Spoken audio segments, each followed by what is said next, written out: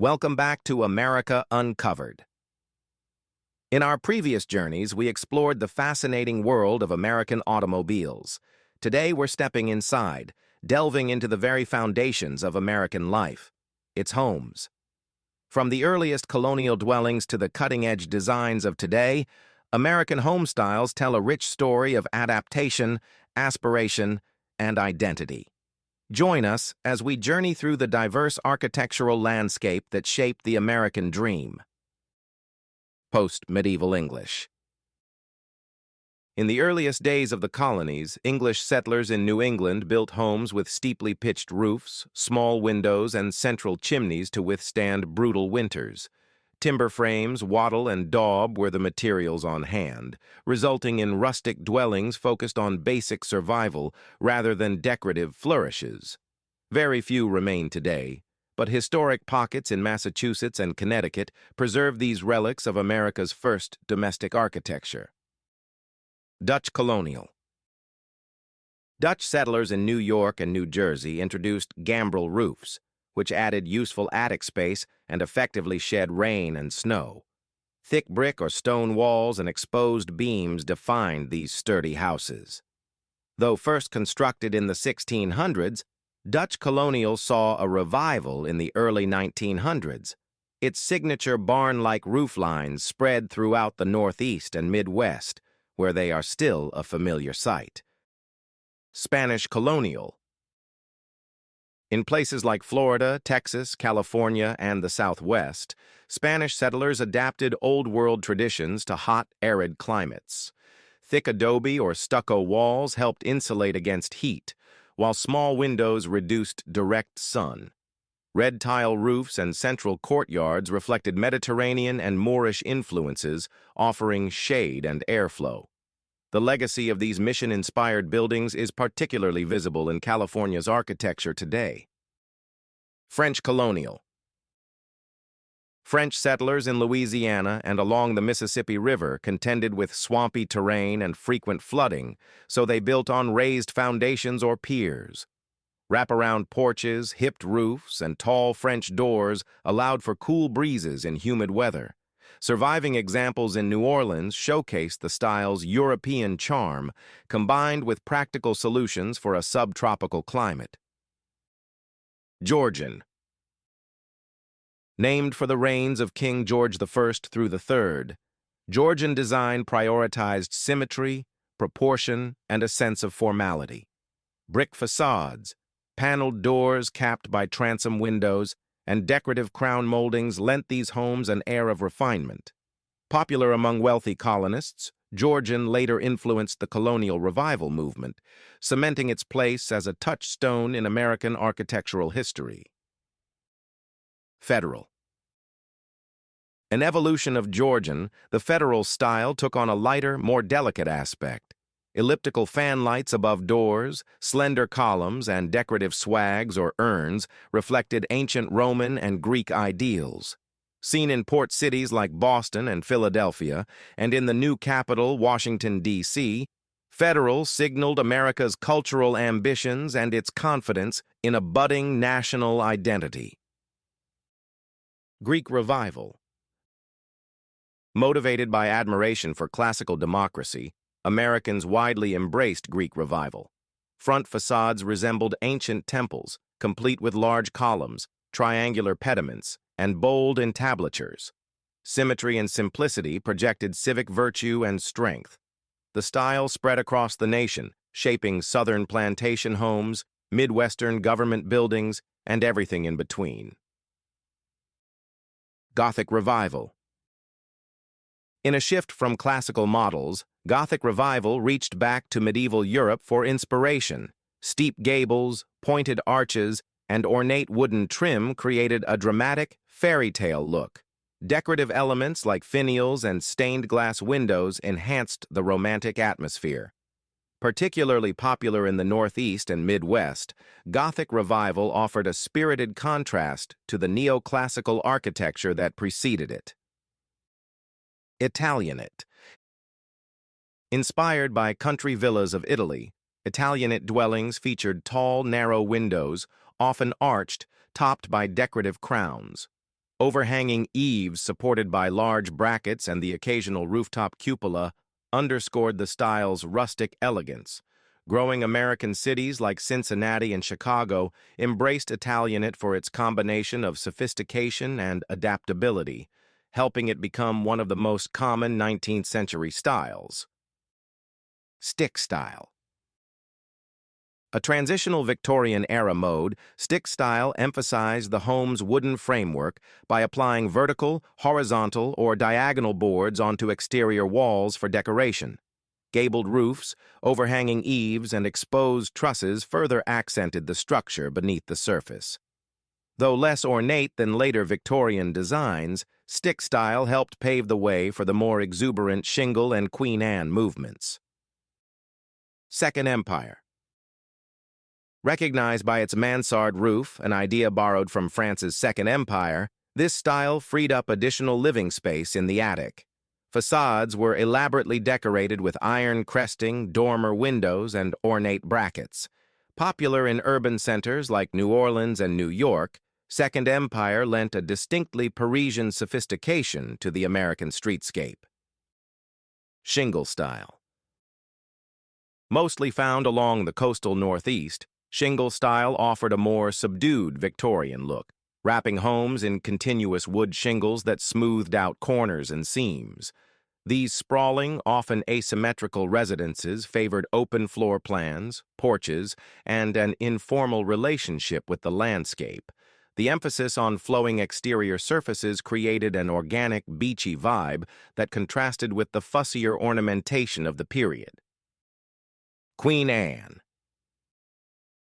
Epitomizing Victorian opulence, Queen Anne went all in on asymmetry, with turrets, towers, and wide porches dominating the facade. Decorative spindles, fish-scale shingles, and stained glass windows enhanced the visual complexity. Bold paint schemes highlighted each architectural flourish.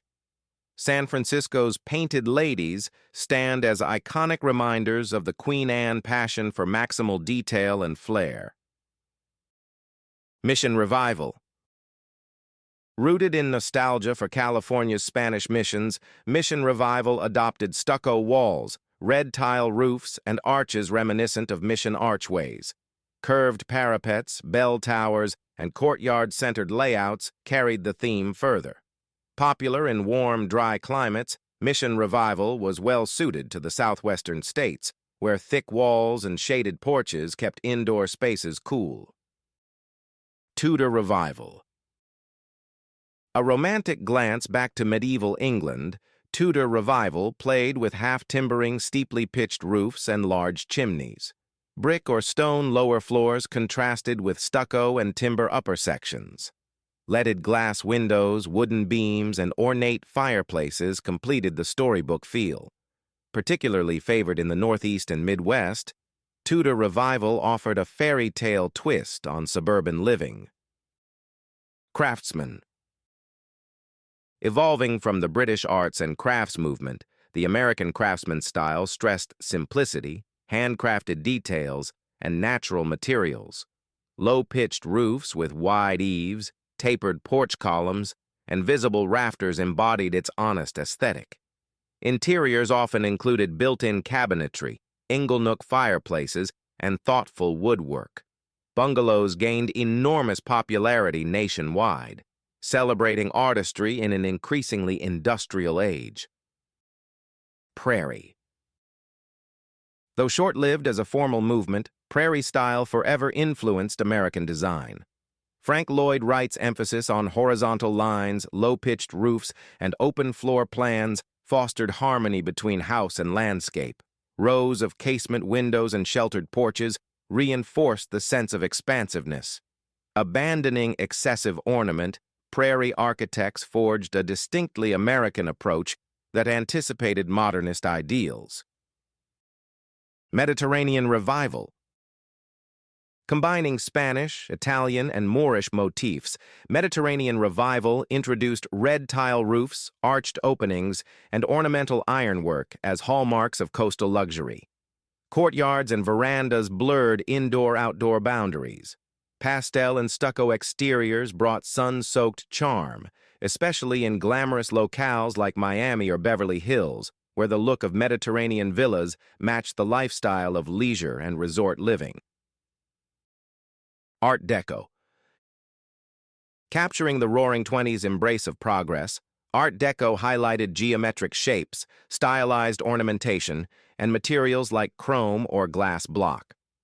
While most famously associated with skyscrapers, the style filtered into residential design, especially in places like Miami Beach. Rounded corners, bold color schemes, and zigzag or sunburst patterns created a streamlined, futuristic appearance that echoed machine-age optimism. International. Developed by European modernists like Le Corbusier and Mies van der Rohe, the International style prized functional purity. Flat roofs, open floor plans, white surfaces, and the absence of ornament defined its minimalistic approach. Large expanses of glass and an emphasis on rectilinear forms gave these buildings a light, geometric clarity. Spreading globally, the style found a foothold in American cities, introducing a stark alternative to traditional decoration. Streamline Moderne. An offshoot of Art Deco's fascination with modernity, Streamline Moderne softened the sharp angles into sleek curves inspired by ocean liners. Ribbon windows, rounded corners, and horizontal banding suggested speed and efficiency. The style emerged during the Great Depression, balancing affordability with a hopeful nod toward a streamlined technological future, making it appealing for both private homes and public buildings. Hollywood Regency. Glamour ruled in Hollywood Regency, which merged simple modern silhouettes with over-the-top decorative elements. Mirrored panels, glossy finishes, and theatrical flourishes drew on Art Deco, neoclassical, and global styles. The result was unapologetically luxurious, often seen in the hills of Los Angeles, where film stars desired homes as dramatic as the silver screen sets that made them famous. Ranch. With post-World War II suburbia booming, ranch houses answered the demand for casual, family-friendly living. Single-story layouts, open interiors, and attached garages fit perfectly into the car-centric lifestyle. Large picture windows and sliding glass doors to patios encouraged indoor-outdoor flow. The long, low-slung profile spoke to the wide-open spaces of the American West, making the ranch style synonymous with mid-century suburban growth. Mid-century modern. Embracing minimal ornamentation and innovative materials, architects such as Richard Neutra helped define mid-century modern. Steel frames, massive glass panels, and open-concept interiors blurred the line between nature and shelter. Flat or gently pitched roofs completed the understated geometry. Popular in California and beyond, these homes captured the post-war optimism that saw technology as a path to better living. Brutalist. Contrasting with the airy openness of mid-century modern, Brutalist architecture prioritized raw concrete and monumental forms. Though more common in institutional buildings, occasional residential projects embodied an austere, fortress-like solidity. The style deliberately minimized ornament, arguing that a building's materials and structure should speak for themselves. Critics found it heavy and uninviting, but admirers praised its honesty and boldness. Postmodern. Pushing back against modernism's austere functionalism, postmodern architecture reintroduced historical references with playful irony. Classical columns, arches, and decorative details reappeared, but in unexpected ways or exaggerated proportions. Vivid colors and whimsical shapes invited complexity back into design. In residential settings, postmodern houses might sport a collage of styles or satirical riffs on tradition, balancing nostalgia with futuristic flair. McMansions. As suburbs continued to grow, large-scale homes that blended elements of colonial, Tudor, and Mediterranean gained traction. Dubbed McMansions, these often featured multi-gabled roofs, towering foyers, and expansive floor plans. Critics lamented their eclectic jumble of references and supersized footprints, but they appealed to buyers seeking space, status, and recognizable historic details.